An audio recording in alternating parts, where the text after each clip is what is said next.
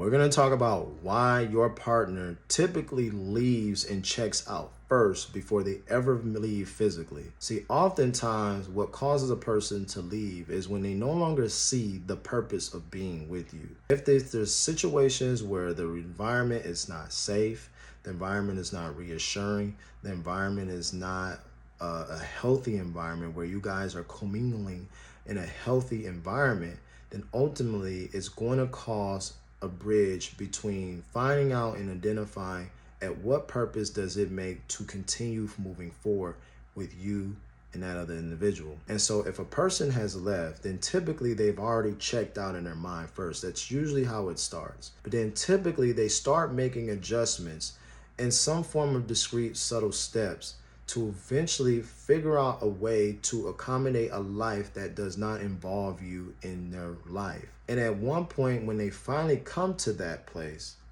then they make the exit once they have a strategy to do so. See, oftentimes we don't always see the subtle signs, but you can rest assured that a lot of times it will start with them feeling indifferent.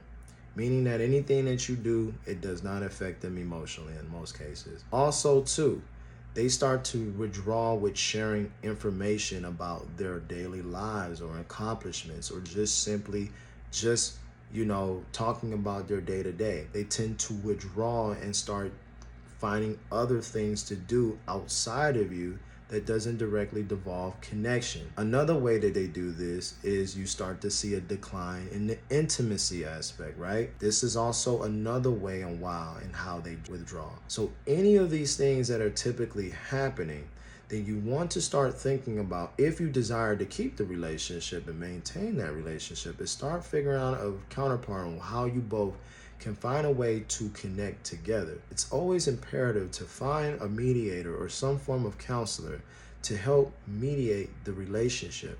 And I encourage for anybody to get personal therapy, but also get group therapy between you and that party. Now, this can be very tricky if the other individual does not believe in therapy themselves and just ultimately have no desire for it. But even if they are also in a place of being checked out, the best thing you can do for yourself is making sure that you invest in yourself and your mental health to make sure that you don't put yourself in a position to be codependent on whether that person is going to leave or stay. You have to also accept that anyone that's leaving, it's because it's their own choice and it's just their own thought process that's allowing them to check out and no longer see purpose. But your purpose in itself is not based upon an individual staying or leaving. Your purpose is making sure that you've done everything in your power to fulfill and be the best steward over what you have with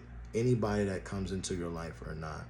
Okay? If the relationship is savable, then it will come around. If it is not, then you have to make sure that you've done all that you can do to make it work, even if it means making sure that you've given it your best foot forward. But always, always, always try to do everything you can before just giving up on an individual, because a lot of times a relationship is typically checked out at first in the mind.